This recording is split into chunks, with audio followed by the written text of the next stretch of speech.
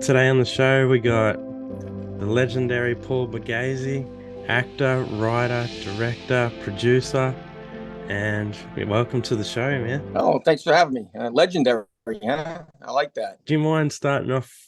Whereabouts did you grow up, and how you first ever got interested in the film industry? Let's start off with how far away we are from each other. I'm Yeah, I'm, I'm in New York, you're in Australia, right? yeah, 8:30 Uh, a.m. here. 8:30 and 8:30 p.m. here. Well, like what? I think like 24 hours away from each other by plane, right? Yeah, so it's a long trip. Where am I from? Originally, well, I was born in the Bronx, New York, and then when I was about 9 years old, we moved out to Rockland County into the suburbs. But we always had a family business in Little Italy, the Bronx. And then, when I grew up, so to speak, and moved out, I wound up in Manhattan. I lived in Manhattan in New York City for a little over 20 years. I belonged to one. This is our social club, and well, part of it. This is like just a part of the room, and the bar is behind me. So if you see the bar, that's what's here. Nice. We have a bocce ball park. I'm in the Sons of Italy. Everybody's outside playing bocce now. Grew up in the Bronx and actually moved out of the Bronx when I was like 9 years old and moved up to Rockland County, the suburbs of Manhattan. When I grew up, I moved to New York City and lived there for over 20 years, and I'm back up in the suburbs, not far from the city though. Yeah, man, that's awesome. And when did you first, I guess, have the slightest bit of interest in the film business in that whole industry? I got the bug really when I got out of college and all that. I did a few things, and then I opened up a pizza and pasta joint with my best friend. It's called Al Pauli's because his name was Al Paulie. So we were Al Pauli's, and we had a beer and wine license, and we decided to make a commercial. So when they came in to do the commercial, I got very involved in the planning of the commercial and do voiceover and being in it. And I got the back to school after graduating college. I went back to school to study film and television production at Center for the Media Arts in Manhattan, and I went to HBO Studios in the West Village to study acting. And then from there on, I was kind of working on both sides of the camera. Man, that's awesome. And do you remember what your very first project was, whether it be acting or writing or Oh, directing? I tell you, I don't know that I could say what my very first project was because you start off small Yeah, but I don't know. I think overall I've been over 250 productions at least yeah. combined. Of course, I want to talk to you about the movie 61. Uh, Oh yeah, I've seen can't count how many times I've seen that, over my life, and I just watched it again the other day, just just for I was excited to be talking to you, and you played one of the greatest players of all time, Yogi Berra. the highlight of my career. Getting to again, which I had worked on The Sopranos as well, and yeah, getting the opportunity to play Yogi Berra was just like unbelievable. Especially as an Italian American actor to play an Italian American baseball icon and a good role model. It was a great mix up from like playing a lot of mob roles and stuff like that before that. So that was absolutely awesome. It was like the best summer of my life, which is what the Yeah, behind the scenes documentary of it is called. we got the It Ain't Over documentary coming out for Yogi Berra, and yeah, I've watched the trailer. Man, looks awesome. It's gonna be great. Yeah, well, it's kind of interesting timing that the uh, recently Aaron Judge beat the Roger Maris home run record of 61 home runs, and the movie 61, that I was in and played Yogi Berra and started playing a lot more, and now they're coming out with the documentary It Ain't Over, which is all about Yogi, and everyone should really go see it because it really shows every side of Yogi that you could imagine. It shows much more about him as a baseball player and really how he should have been recognized even more than he was as such a talented ball player. So it was a great opportunity for me to get to portray him. I'm the only actor who's ever portrayed him as a player in a movie or Yeah. TV show. So it was an honor. And now It Ain't Over being released by Sony Pictures Classics, and Yogi's granddaughter was one of the executive producers on it, Lindsay Berra, and Sean Mullen directed it. And it's going to be out May 12th in theaters, in about 100 theaters just to start. And I've seen it twice already. And I was invited by the Berra family at special screenings they had. And it's an awesome documentary. You know, you don't want to miss it. Yeah, what an experience that would have been, watching that together with the family. That's cool. Yeah, yeah. They had first I saw it at the Tribeca Film Festival at the premiere. And then again recently there's another screening at an AMC theater they had. So Yogi's sons were there. And like I said, his granddaughter Lindsay, and probably other family members that I'm not sure everybody's name. Yo, nah, that's Dale, cool. Dale, Larry, and Tim. Dale, Larry, and Tim are his sons, Yep. and they were all there. Great guys, all great guys. Well, we got Yogi Berra Day coming up on June 6th at Yankee Stadium as well. That's right. Yogi Berra Day is coming up at Yankee Stadium. There's a whole interesting thing in the documentary about how it's really just an amazing story about how Yogi had this feud with Steinbrenner for a really long time, and he wouldn't go back to Yankee Stadium. And then, years and years and years and years, and when Steinbrenner finally apologized for what it was, and those who don't know about it will see, in the film. It's an hour and a half long. It's like a movie. It's just incredible what happened on Yogi Berra Day after all those years, and it has to do with a no-hitter being pitched. So unlikely that many years later, and it just happened to happen on Yogi Berra Day. So it's just fun stuff in the movie that you see that you're like, how could this be possible? Yeah, man, I can't wait for it to come out. But I've watched the trailer about 5 times. I love the Yogiisms too. Yeah, the Yogiisms were great, and in the documentary touches on a lot of that. And at the time when I had done the movie 61, I knew like a lot of the Yogiisms. Everybody would ask me, Paul, throw us the Yogiism, and like I had them like off the tip of my tongue. Now I really don't remember many except like the ones that everybody knows. And there's a book of Yogiisms actually, wow. And Yogi signed it for me, so I have that, and I have so many things from Yogi that he signed for me that I'll always cherish. Wow, that's incredible. I love the one that's got nobody goes to that restaurant anymore. It's too crowded. That's cool. Yeah, that's another one of his funny ones. And when you get to the fork in the road, take it. Yep. And 90% of the game half mental. There's so many of them. Yeah, I love that. Billy Crystal is in the documentary too. I've seen him in the trailer. Billy gets interviewed in the documentary, and he got to know Yogi very well. I mean, they knew each other very well.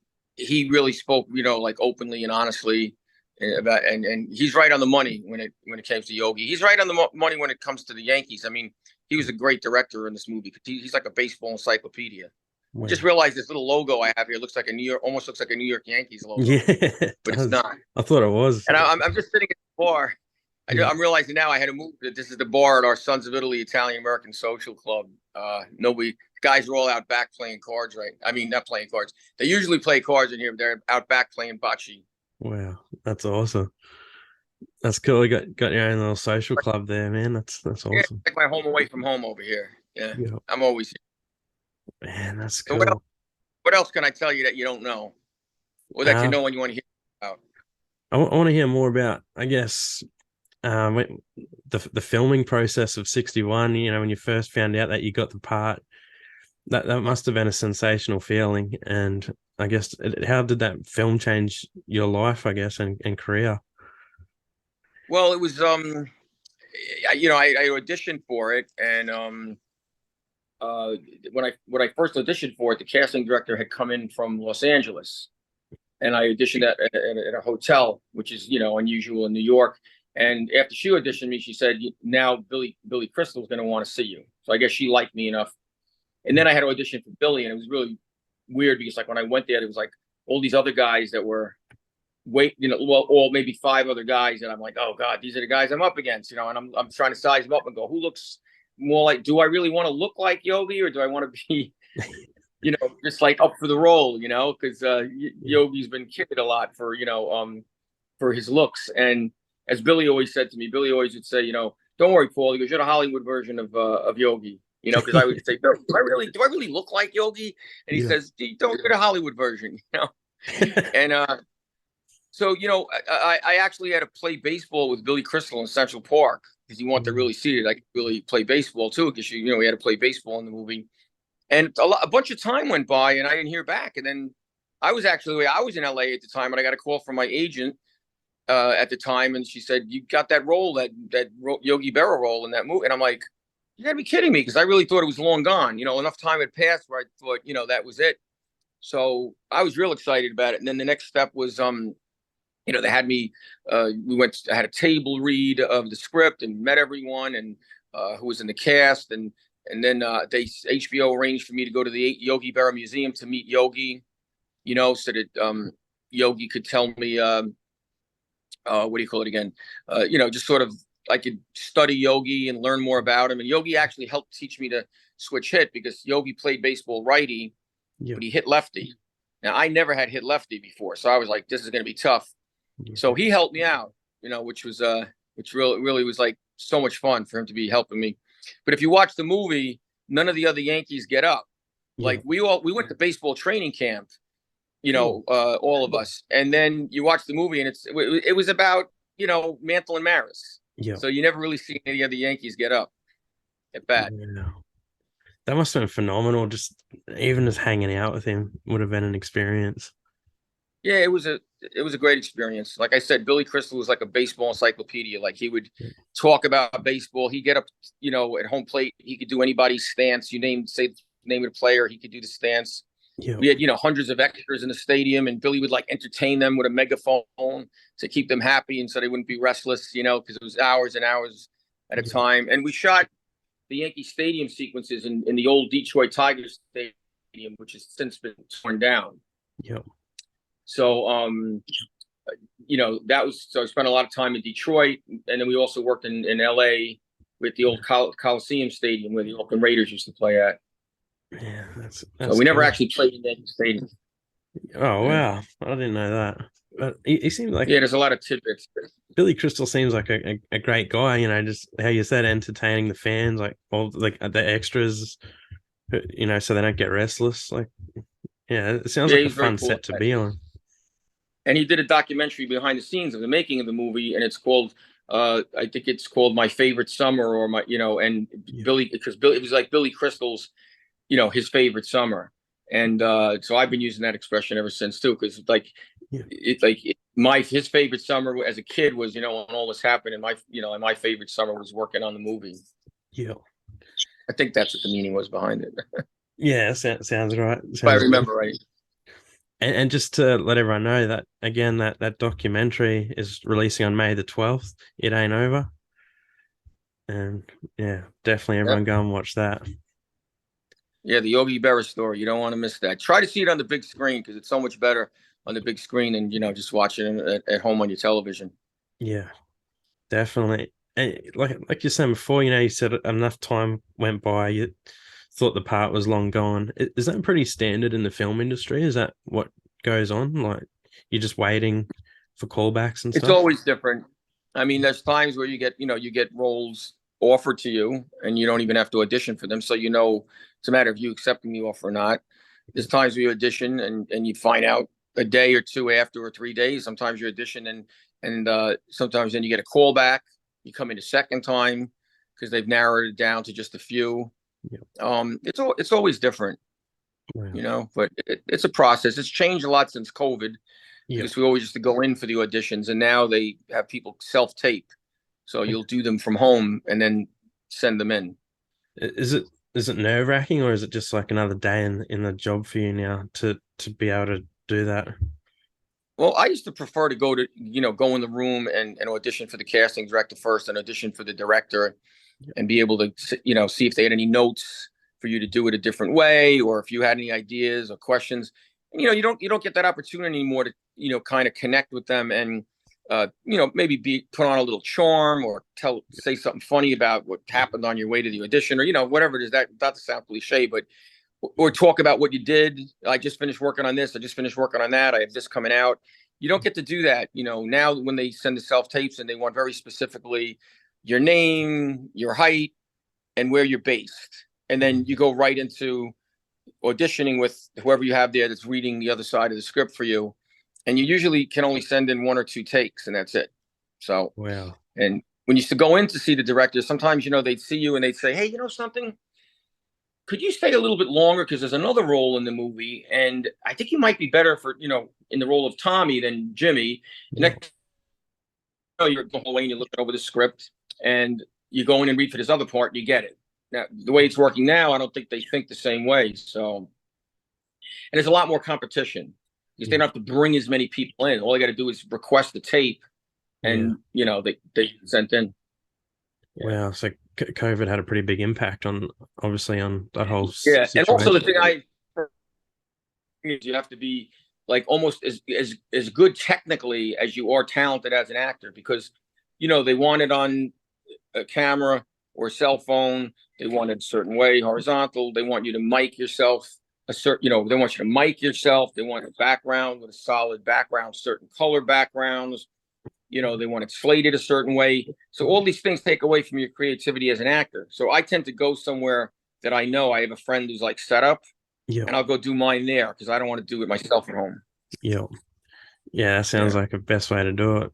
But yeah, I didn't realize that was the process. That's pretty crazy. What's been your, Yeah. after 61, your favorite project to work on? Oh, geez, I don't know. I mean, I, I've worked on so many other projects. I think that um, getting to work on The Irishman Yeah. was, a highlight of my career. I hadn't worked for Martin Scorsese yet, so Yeah. I had an opportunity, to work with, to be directed by Martin Scorsese, and I was in, I was in several scenes, and some got cut, but the one scene that made it in that I was really happy about was with Joe Pesci. So Yeah. I hadn't had an opportunity to work with Joe Pesci before, so that was all like golden and definitely career highlights. Yeah. Man, that would Many have been projects. I so mean, I've cool. worked for Sidney Lumet on Find Me Guilty. Vin Diesel was the lead, and I got to work for Sidney Lumet, who's a famous director. So that was a lot of fun working on that. And then there's a lot of the projects I've worked on have been great. And I Yeah. get to work with a lot of the same people, which is fun. People that are actor friends, and my cousin Tony Darrow, who was in Goodfellas and Analyze This and Analyze that, The Sopranos, a lot of different movies. We work together a lot.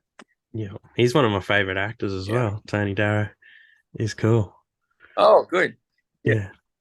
Well, It, his real name is, like my real name is Paul Borghese. Like I was born without the H in my last name, so it's Borghese. And Tony's real last name is Anthony Borghese. But years and years, he's a lot older than me. His agent years ago had him change it to Tony Darrow, just to back in the day when ethnic names weren't as popular as they are now. yeah. They were chopping the names like Dean Martino was Dino DiMartino, and they made it Dean Martin.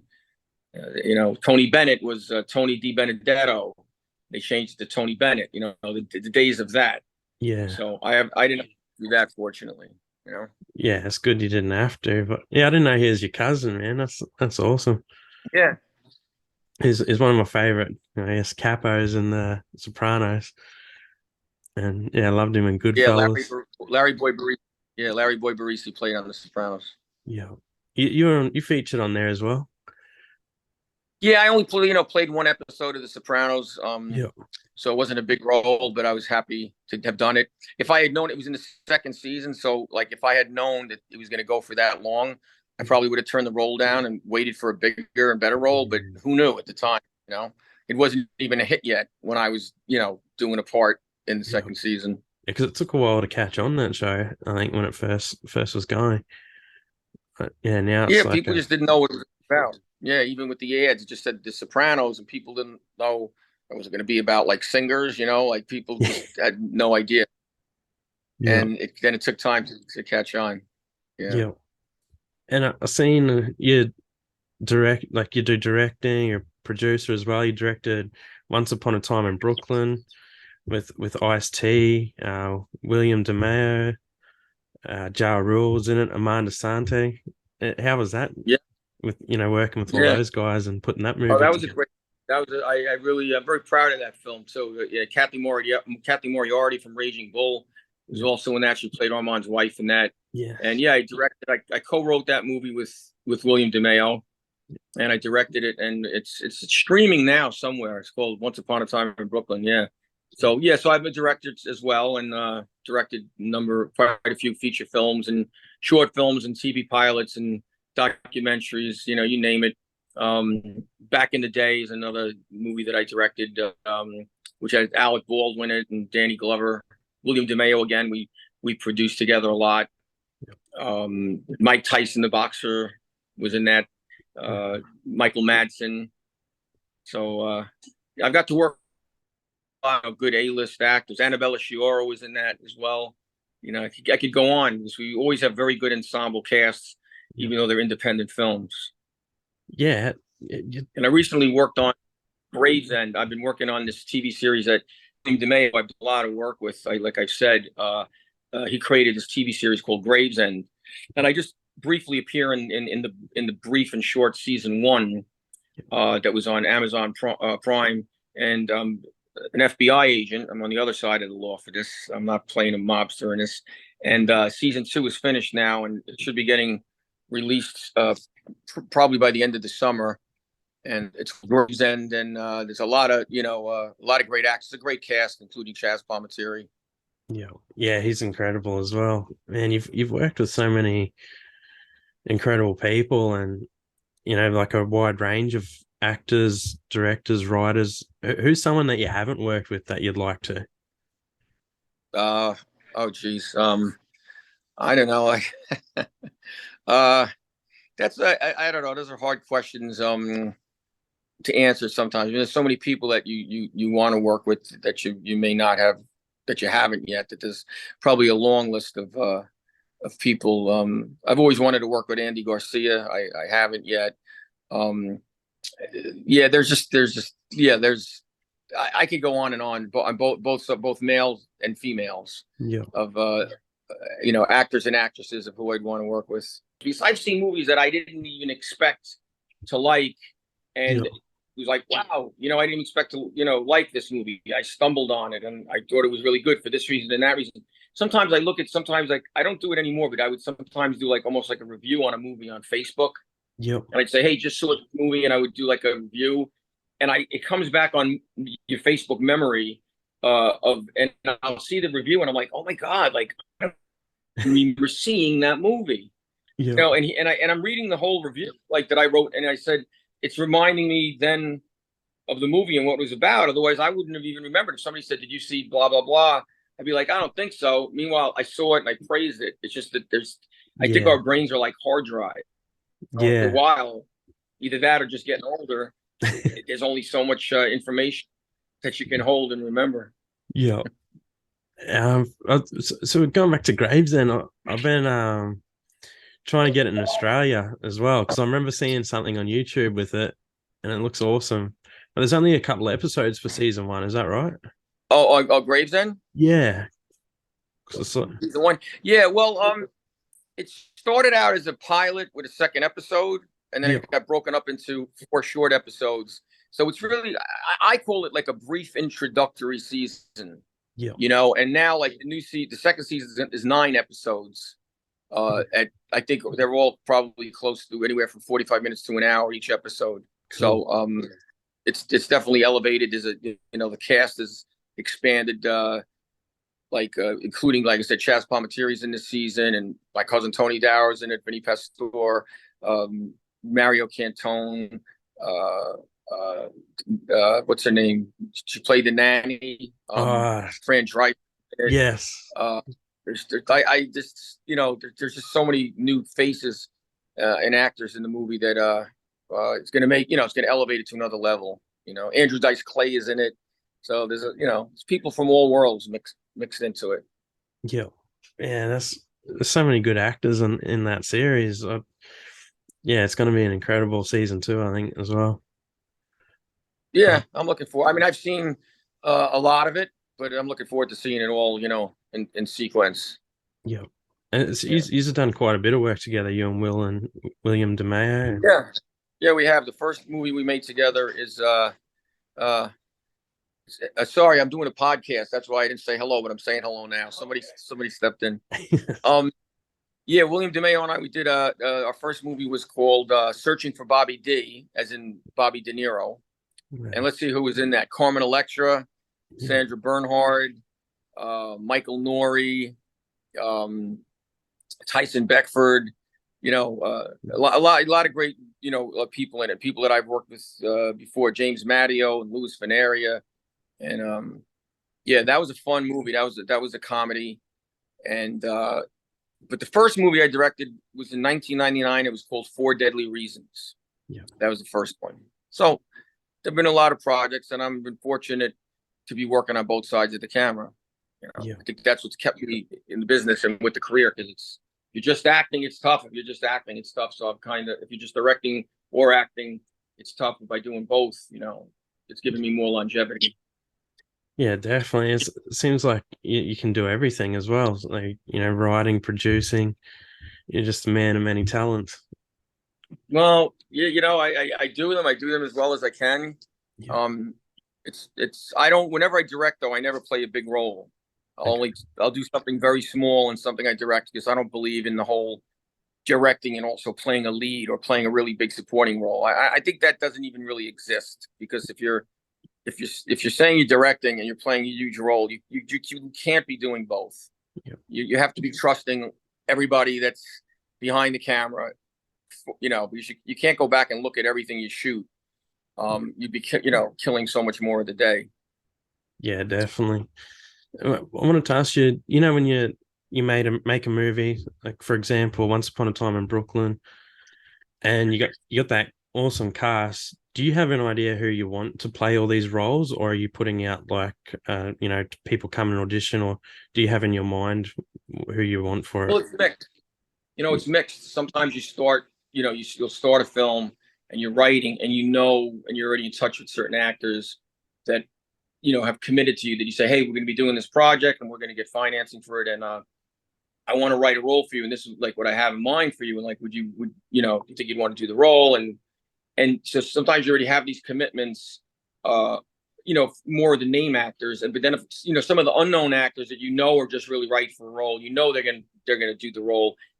I write keeping in mind that they're going to be saying these words, that and I write is like almost like I could picture them saying it. Like I've done a lot of work with Vincent Pastore and my cousin Tony Darrow, and I've written knowing they're going to be in the role, so I kind of write anticipating how they're going to perform.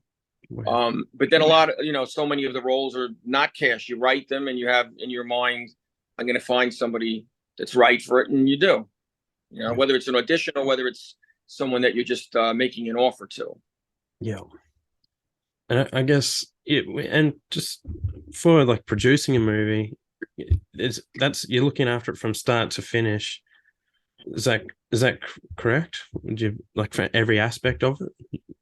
You're What when basically you're Well, yeah, when you're directing, you're yeah, from start to finish. You're involved from the early stages of the script.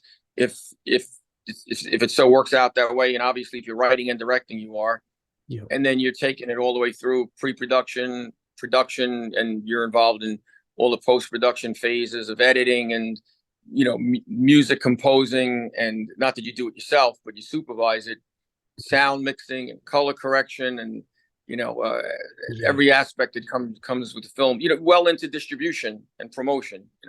So it takes you wind up putting like 2-3 years of your life into putting time into every feature film you're involved in yeah. That's as a director. another one I wanted to ask you about. Has got heaps of my favorite actors in it too. Is The Family's Feud? Is that coming out soon? Or Oh, Family's Feud is a movie that uh I played a role in, and that was a fun role. yeah, It's like a campy kind of movie, yeah, and yeah, Bruce Sosha uh, is a friend of mine, and he's one of the producers on that, and he brought me on that. And Stu Rapogli is the director who also wrote it, and that should be coming. They keep telling me it's going to be coming out soon, streaming like on all this, that, and the other thing. But it's yeah, not. I don't think it's going to get a theatrical release. But I've seen the finished film, and it's funny, yeah. and it has a lot of fun actors in it, and again, Vincent Pastore and Tony Darrow and a lot of the people that I know worked on it. Yeah.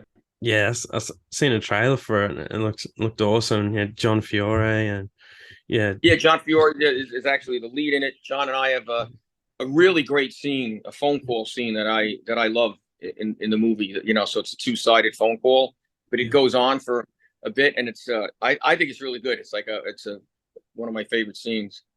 yeah, for sure. I did an interview with him as well. He's a great guy. I love John. He's funny. Oh yeah, John's a great guy. And then I got another movie coming out called Mob King, Yeah, which I did for Ciro DiPaggio. He's out of Florida, and that's going to be coming out soon. Actually, it's going to be at the Cannes Film Market, Cannes Film Festival, upcoming soon, and then it's going to get a big worldwide release. So, and he's talking about doing a sequel. So my character didn't get killed. So hopefully I'll come back. I was a mob boss. So hopefully wow, I'll come back. So definitely. Man, that's cool. I have seen a trailer for that actually, Mob King. A couple of people sent it to me, so it's getting around, definitely. But yeah, yeah, I'll wait for the release. he's created good buzz with it. Yeah. Yeah, he's doing well with the marketing. I get what's been the hardest challenge for you working in this like film industry? Is it more the acting, directing side, or you know what's the hardest part about it all? Yeah, I guess it just always keeps changing. Yeah, I mean, there's people that you develop relationships with, like long-term relationships with, and those relationships, if they're good relationships and you've worked well together, turn into more work and more collaboration. And then we've lost a lot of people.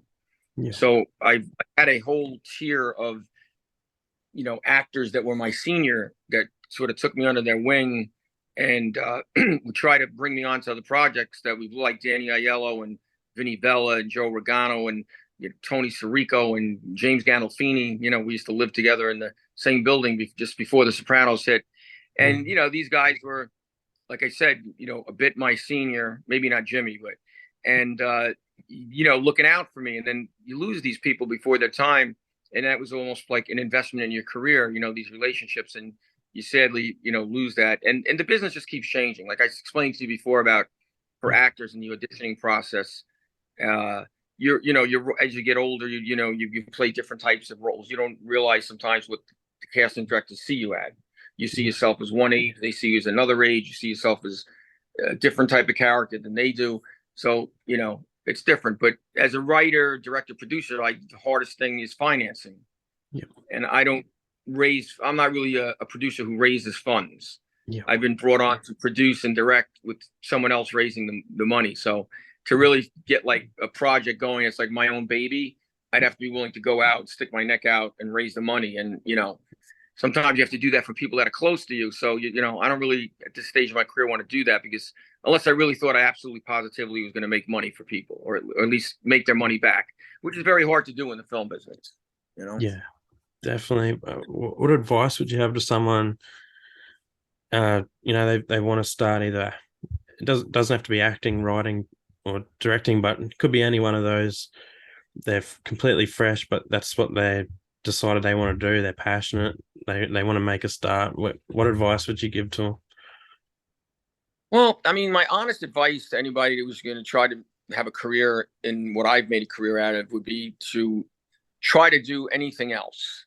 If there's anything else you think of you could do that you could be happy with, try to do that, because it's a very unstable lifestyle. It's if you want security, if you want to get married, if you want to have children, if you want to have normal hours, you might have to do something else that you might not enjoy as much as this if you got into it, if it's your dream. But at least you'd be able to do those things. Because when you work on a movie set, if you're on a feature film that might last months, you're putting 12-hour days in. They knock off the time for lunch, and you're traveling to and from set. So you're working, Yeah, you're putting in like a 14, 15, 16-hour day sometimes. It's hard to come home and have a family life and then wake up a few hours later and go back to work again. And that's why the divorce rate is very high in our industry. But if you just really absolutely have to do it, and it's your passion, and you really have to chase it, I would never try to stop somebody from chasing their passion. But I've been fortunate enough to have had a good career and made a career and made a living in this business. But I'm sure that there's a lot of other things I could have done that would have made me a lot more money, and I could have been a lot more wealthier, Yeah. had I done something different. But this is my passion. This is what my love, and it's my life now, and it identifies me. Yeah. So it's my identity, I should say. And I don't regret any decisions I made. Yeah, I guess it's important, being happy too. Like you look happy with what you're doing, and it just radiates off you. Well, it's great. It's great to be on set. When you work in and you have a project, and uh, especially something you really like, and you can picture it and what it's going to look like as a finished product. You're very excited about trying to bring it to life. So, um, it's definitely something that puts a smile on your face. Yeah, It's hard work. It's not easy. People think must be easy. No, it's very hard work. If you're actually doing it, yeah, and you're not just paying someone to do it, you're doing it yourself. And it's hard work, and you really have to be on top of it. It yeah, doesn't just happen. Movie magic doesn't just happen. Movie magic is created by the movie makers. yeah. Yeah, there's a lot of hard work involved. I know sometimes I've talked to you and you're like you work in nighttime and then next time you work in a daytime. Like your Yeah. schedule's all over the place. Yeah. Well, sometimes, you're shooting days, and sometimes you're shooting Yeah, overnight. Sometimes there's what we call split days, where you're starting your day late, and then don't get done till the middle of the night. So yeah, yeah. your sleep schedule can get pretty twisted. Yeah. Do you do a lot of writing too? Like I guess your own scripts and things like that? I Or, haven't been, doing a lot of writing for a while now. yeah, Um, I was doing more writing before, when I was working more with William DeMeo, because he, as a producer, was raising, financing, and he kind of knew going into it that we were going to be doing this project. Like, Paul, like, I have development funds. Let's start writing. Once we get to a certain place with this, and we start attaching certain actors, we're going to be able to raise more money and more money. So I'd be brought on to start writing. I've never really written. A couple of times I wrote scripts that I wrote for the sake of, like, well, maybe I could get these made, but I never really went out and pushed to try to get those scripts made. So right now I need to start writing again, and I probably will. I just have to get kind of pushed, but I'm not sure which direction to go in, like which genre I want to write for. So, but I have a few things brewing with that. yeah, that was going to be my next question. Have you got any projects that you're working on, like whether it be directing or acting, something new coming out soon? Well, like I talked about Gravesend, so that's a big one that's coming out, the series. And then I actually just I can't say too much about it, but uh there's I had somebody call me today just about directing a TV pilot at the end of June. So I like, again, I can't say too much about it, but yeah, there's a few things brewing, and meetings, and there's a lot of that happens in the business. You have meetings and talks, and some things go somewhere, some things don't. Um, so there's always something. I always have something in the works, or it's being developed. Yeah. Yeah. And like we were talking before, when you first got into acting and you're doing your thing. Was there ever an actual moment where you went, "Yep, this is me forever. This is what I want to do. This is my industry, my lane." Um, I think when I directed my first film that I directed, once I got on set and I started really seeing how you're in control of everything as a director, and how every little detail matters, and how you can really sculpt and mold a scene into being better than it was on the pages, or working with the actors, and getting more. It felt like such a creative process, and getting the feedback from the people on set that hadn't seen me direct yet, and some of my senior actors that were like, "Oh wow, Yeah. you're doing a great, this is great, you're unbelievable." Like, I remember Vinny Bell used to say, he goes, "Forget about Scorsese, we got Borghese." Like, he kept goofing around, like, saying, "What's Scorsese? We got Borghese." So I think back then I fell in love with it, and I said, I want to do this for the rest of my life, which hopefully I will keep doing Yeah, I think you will for the definitely, rest man. of my life. Yeah, you're incredible, man. Yeah. Vinny Vella, he was awesome as well. I loved watching him on the screen. Like, Yeah, I missed him a lot. He was a lot of fun. He was a yeah, great guy. I've worked with him a lot, and he was a big loss. yeah, Uh, you know, in the industry, and he was a friend. He was a really good friend. I talked to him every day. But yeah, I mean, this is what happened. We've like I said, we've lost a lot of people, and we've lost a lot of them before their time. yeah.